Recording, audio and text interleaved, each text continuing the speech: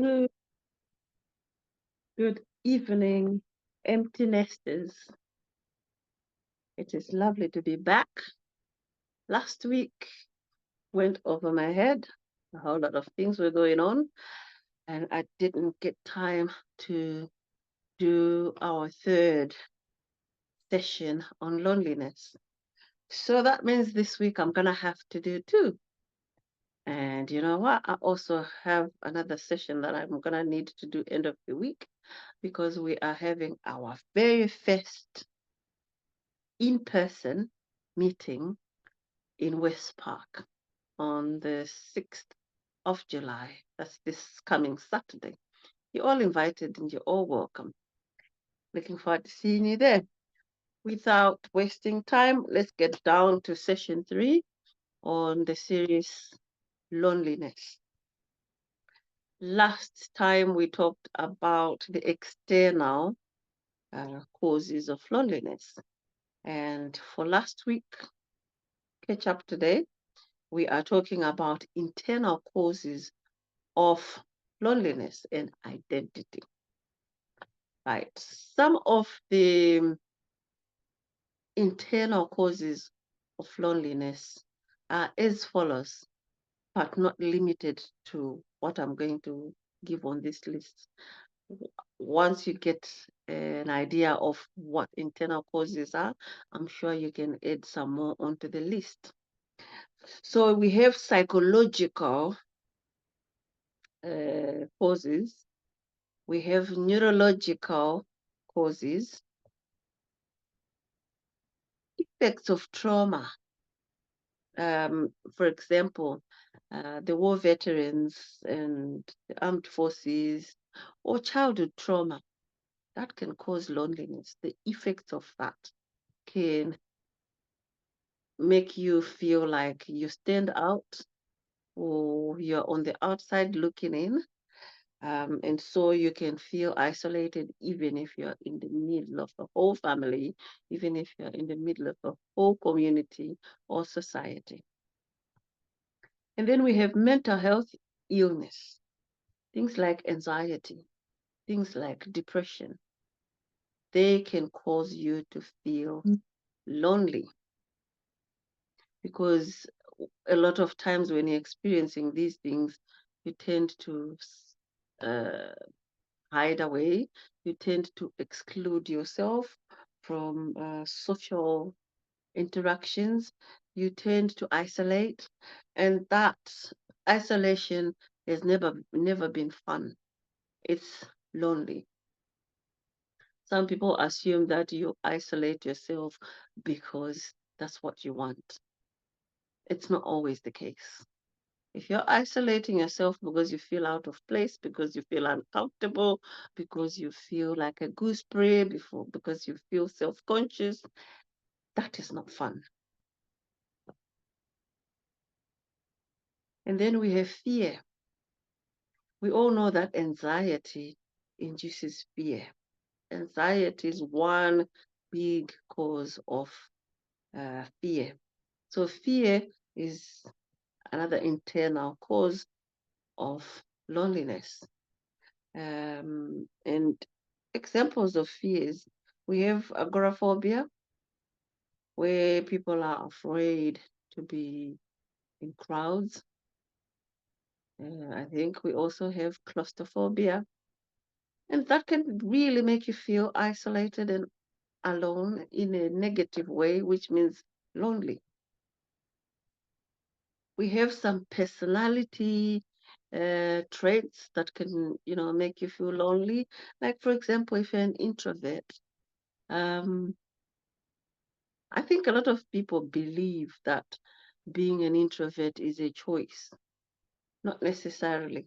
Sometimes situations force you to become an introvert, but some people are actually naturally introverts. And for many, it's a lonely place to be.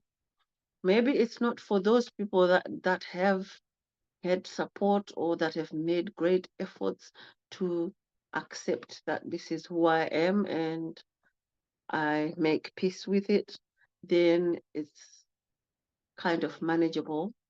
And so you don't really feel lonely in that state. But for the bulk of people, being an introvert can be lonely. And you have things like neurodiversity also causes loneliness from the perspective that there's a lot of labeling that comes with neurodiversity. I'll give you an example: social anxiety or learning disability. People are a lot of times discriminated because of that. They are a lot of times judged because of that.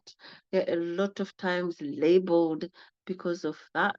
And that is not comfortable. That is not a happy place to be. And so it can trigger and cause loneliness.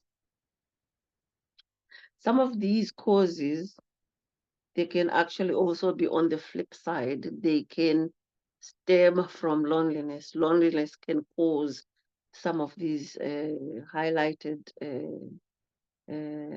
traits. Social anxiety can be caused by loneliness, actually. Depression and anxiety, generalized anxiety, can be caused by loneliness. Um, some psychological situations or circumstances are caused by loneliness. Right. So as a group, we had a discussion, and in that discussion, some people also added on top of the list that I've given, they added things like shyness can cause loneliness. Mm, bottling things can be some of the things that causes loneliness. I think trauma, we mentioned trauma, but we can be specific and talk about PTSD, post traumatic stress disorder. That can also cause loneliness because, as I said before, there's a lot of discrimination that can come from that, exclusion, isolation, and things like that, labeling, and that causes a lot of strain on an individual.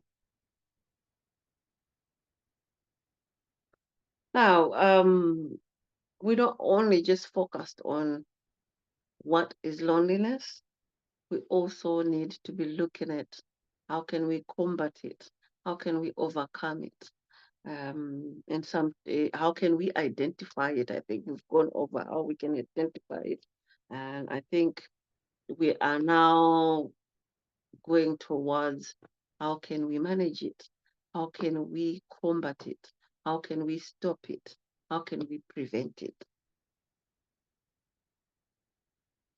One of the ways in which you can combat loneliness is by becoming part of something important, by becoming a part of something that makes you who you are. Identity is what I'm talking about. Your identity can be your source of comfort. It can be your recovery pathway from loneliness. It can help you to actually see the value in yourself by yourself, or the value of yourself among other people. And so we talked about identity, and we discussed some of the things that make up a person's identity.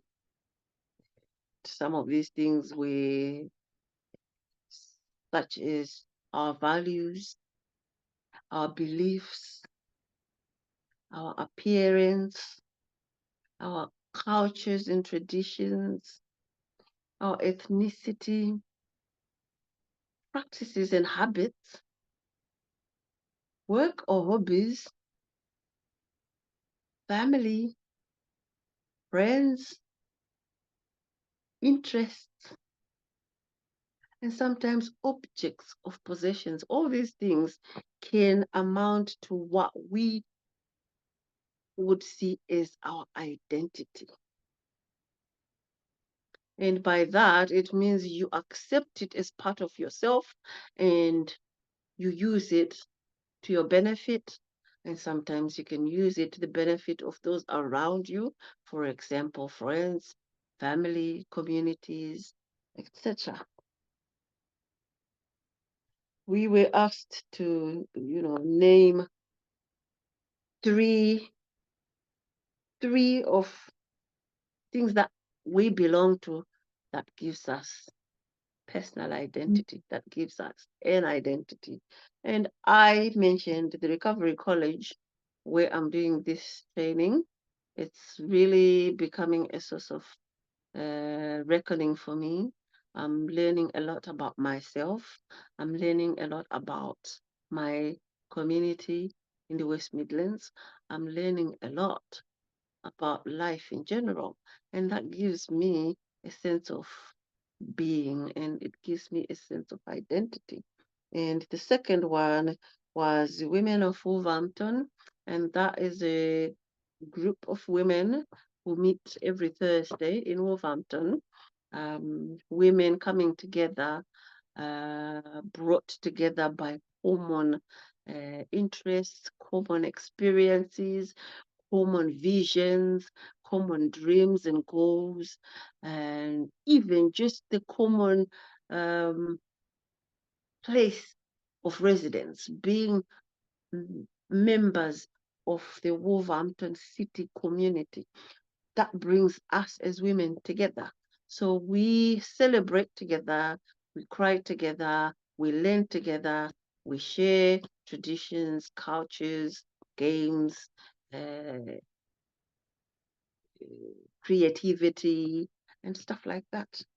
And that gives me a sense of belonging. And for me, feeling like I belong somewhere makes me feel like I have an identity. Above all, emptiness is creed. That is also similar to Women of Wolverhampton, but this one has a nice touch to it. Men are also included. The point of empty nesters is us coming together as a community of empty nesters. And empty nesting is when you find yourself either living alone, having part of what you normally used to have as a family, leaving for various reasons.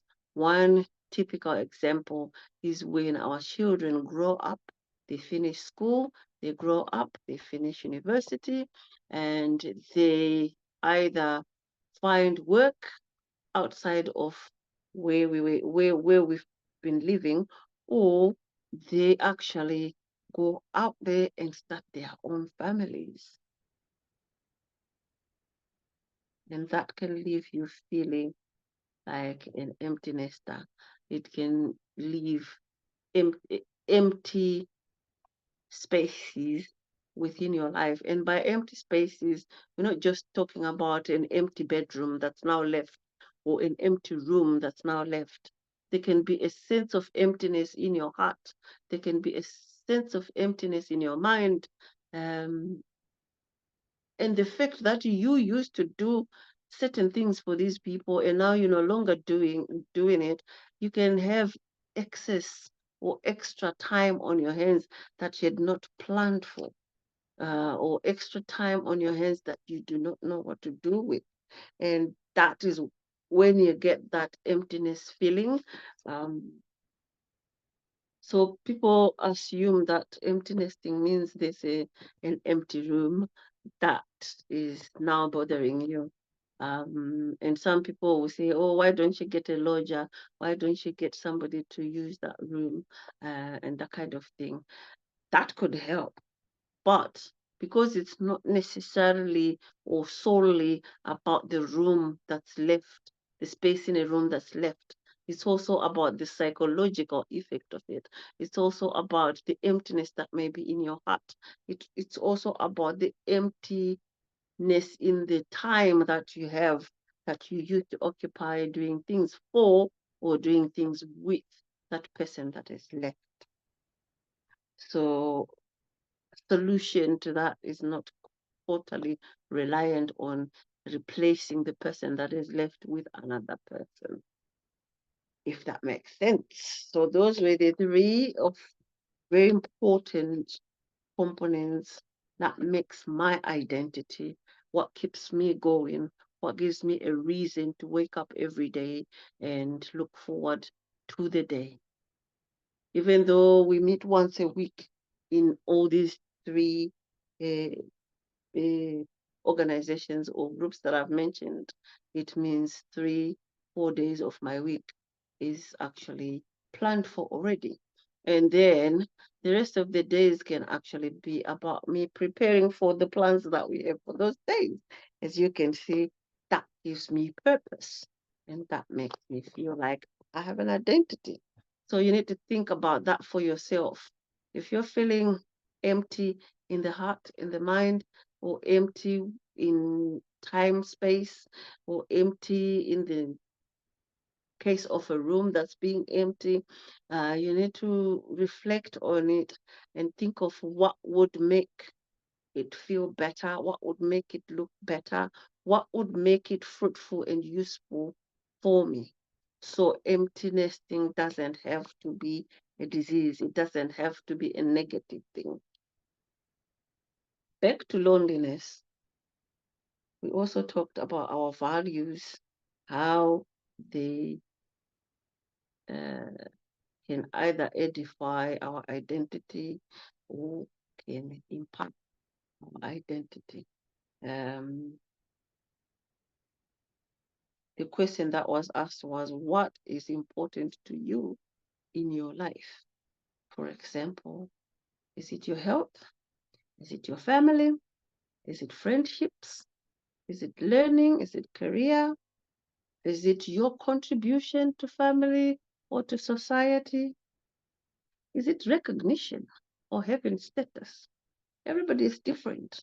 You have to reflect on this and be certain of what it is that is important to you, because then your focus can be appropriately channeled.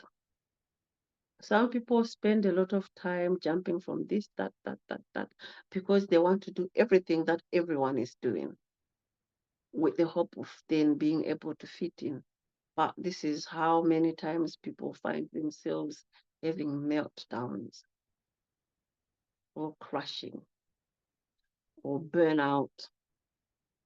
So it is important that you identify what it is that's important to you and then uh, work a plan on how to maximize on it, how to make it work well for you, how to make it work well for you and maybe those around you, how to bring about positivity out of it. And if you work on a list of the things that are important to you and you want to narrow things down, if you find there are a lot of things that are important to you, you can narrow it down to what to focus on by giving them scores. So you can make them into lists. Like if you say for contributions, what does that look like to you? And then rate it. How important is it to you? Maybe on a scale of 1 to 10, 1 being the very least and 10 being the most valuable. And then maybe the next subtopic would be respect. What does respect look like to you? And rate it between 1 to 10, just like the first one. Social connection could be another one. Your health could be another one. Integration, just integrating into a new environment could be another one. Status could be another one. So all that you need to identify, what does that look like to you and rate it. How important is it to you? And then you would actually be able to pick. I'm going to focus on the top 3. With the ratings, it's very easy for you to then pick the top 3. And that then means you are more channeled in your endeavor to recover from feeling lonely. You are acting on your loneliness to rid yourself of it or minimize it to the very lowest. In in discussing how you reflect, how you think about, how you plan, how to overcome your loneliness, we talked about a typical example of how you can overcome loneliness. One of the individuals mentioned that they felt lonely in a crowd, and I'm sure a lot of us can relate to that feeling, being around people and yet feeling lonely, yet feeling like you're on the outside looking in, or feeling like you don't belong there, feeling like a gooseberry, some people would say, or standing out, as some people would say, but in a negative way. So we talked about three typical relationship styles or relationship patterns, um, to help us to identify what could be wrong with something that we say is important and how we can correct it or how we can rid ourselves of it and focus on something more constructive. So we talked about three different types of um, friendships. We picked friendship as the relationship, and two individuals are never the same. They are different. So what makes a typically good friendship? And we came up with a typically good friendship involves the two individuals acknowledging each other as individuals, allowing each other to be individuals while being friends, um, not one overpowering the other or not one ignoring the other. It's about accepting each other's differences without being offended, without feeling the need to think your way is better than the other one or your viewpoint is better than the other one. There's a lot of give and take involved in a typically good friendship. There's a lot of acknowledgement involved in a typically good friendship. There's a lot of support of one another in what we do in a typically good friendship. But then we also talked about this. This is what I would call a healthy friendship. Both identities remain and are respected, accepted, and acknowledged. And there's a lot of facilitation in growth from that way.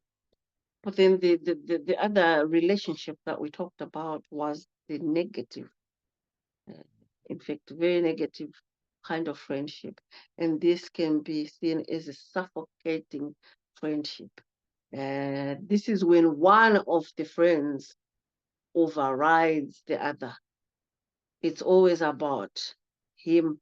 It's always about her, what she wants, what he wants, what she believes, what she will, what she wants, and the other party is literally just going with the flow, just following whatever she or he says, agreeing with whatever she or he says, agreeing with whatever she or he does, agreeing to go wherever he or she wants to go, stopping whatever he or she decides they should stop. So one person is overpowered by the other. One person is overlooked by the other. One person is dictated to by the other. One person feels less than the other. And one person, a lot of times, is exhausted by the friendship, while the other is totally satisfied and happy and feels like I'm in charge, I'm in control, I'm rolling, I'm having what I want, when I want, how I want it. And that is a friendship that is not balanced, which means it's not really a good friendship. If you are in a friendship like that, you need to rethink, is this really a friendship? Do I really want to remain in that kind of status quo? What can I do to improve things? What can I do to stop the overpowering situation happening?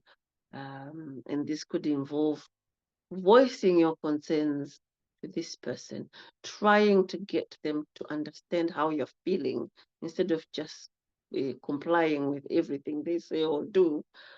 And if in the case of voicing your own feelings about your friendship does not result in a positive outcome or does not result in a positive change in your friendship, then you might want to consider making a different kind of friendship with a different kind of person. Otherwise, you might be signing your life away to somebody else's whims.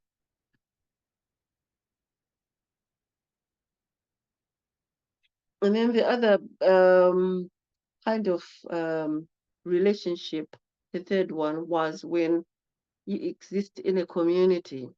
You are yourself, you have your ways and your beliefs and your style of life, your culture of life, and you live according to that without really dictating it on another person, and at the same time without disrespecting the other person or without feeling that you have to be close to the other person or to the other group of people. That is coexisting in a community in a peaceful manner. That is a positive relationship. That is a positive status quo. Right. With this typical example of a relationship, you can actually work your way through all the other values that we talked about before, and work on how to maximize on them, how to make the best of them, or how to get rid of what does not help us, what does not work with us or for us. That was the end of last week's session.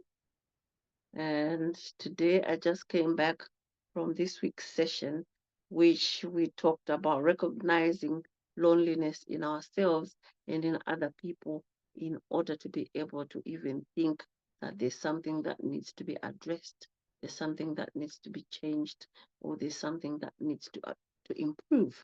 I'm going to do a separate video or recording about that, and I'll most likely do it tomorrow or Friday, bearing in mind that Saturday we have an event. It's not an event as such, it's our very first meet up in person in the park. And so it feels like an event for us because it's an exciting step forward in our group, in our relationship as a group. We are putting faces to names in person rather than on video. We are breaking the walls of um, social media, the walls of distance, and making an effort to come together. We are going to share food, we are going to share fruits, we're going to share drinks, and we're going to share stories, experiences. We're going to share our feelings about this venture, this endeavor that we are on of eradicating empty nesting in negative way, being viewed as a negative thing. And so we're going to have discussions on how we are feeling so far, the conversations we've been having via Zoom and via our WhatsApp group. How has that impacted us in a positive or negative way? How can we correct the negative? How can we boost the positive? And we're also going to talk about moving forward, what are the other things that we are endeavoring to achieve, and how do we achieve that? We are going to listen to music, we are going to tell stories, we are going to play games, we are going to sing and dance. Whatever we choose to do is just going to be a highlight of Emptiness Discreet. We are going to be demonstrating to each other how we are rising like the phoenix. No matter what we face, we have agreed right from the start that we will rise again and again and again. And we will be there for each other to help each other to rise, because on your own, sometimes rising when you've fallen is hard work. But we have pledged to be there for one another and to help each other up whenever we fall. Besides that, we also have pledged to celebrate each other's achievements as we go. That is the end of uh, this session on loneliness and the quick highlight of what's coming up next Saturday. Have a lovely evening. See you on Friday when I do the fourth session. Love always. Bye.